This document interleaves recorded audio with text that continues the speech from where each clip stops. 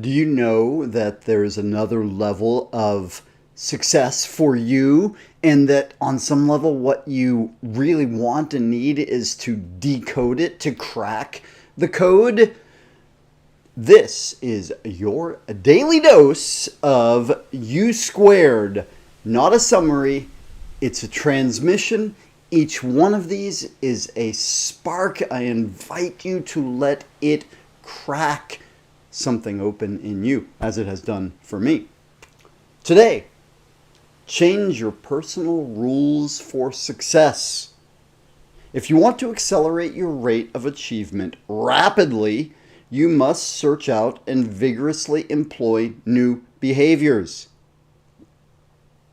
Leveraging up your personal effectiveness by an order of magnitude.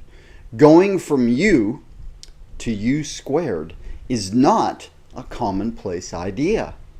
You should not be surprised to hear that unconventional success calls for unconventional approaches. Extraordinary results come from unreasonable actions. Unreasonable people create magic in the world.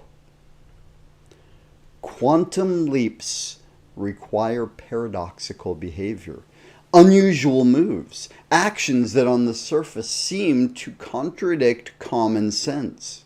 As human beings, though, we ordinarily go with the obvious. We fall into the habit of relying on behaviors that seem to have worked best for us over the years. When we take an approach that seems to be very serviceable and which enables us to perform well and succeed, we become very attached to it. We don't readily relinquish that habit pattern. In fact, there's a tendency to follow our favorite approach more and more often, such that we get better and better at handling things that particular way. This adroitness with a certain approach results in our overdependence on the strategies and tactics it involves. We resist new maneuvers because they make us feel clumsy, awkward, more at risk. But if you want to accelerate your rate of achievement rapidly, you must search out and vigorously employ new behaviors, new attitudes. You must be willing to break out of your routines in order to make the quantum leap. Right? The things that worked for you in the past very likely could, sooner or later, lose their serviceability. Why, by the way? Because we're not meant to keep going in the same way. We're here to grow, to learn, to expand.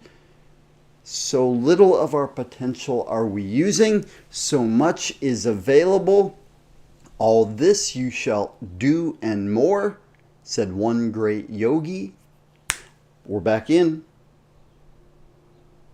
The things that worked for you in the past very likely could, sooner or later, lose their serviceability, even if your customary approach still holds promise for maintaining your present level of performance and growth curve. It may not help much if you want to hit a far higher achievement levels.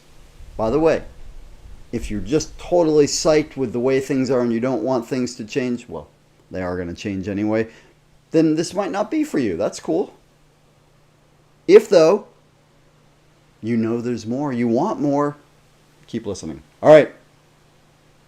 And if you continue to rely on those old routines, maybe even leaning on them most when your performance flattens out or sags, you create a trap for yourself.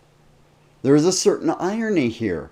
Your historically most dependable behaviors can become the major obstacles to future success. It's possible for them to cripple your progress. They may stand as personal boundary lines that limit what you can accomplish with your life. There is, however, another course of action. It is the way of the quantum leap, You².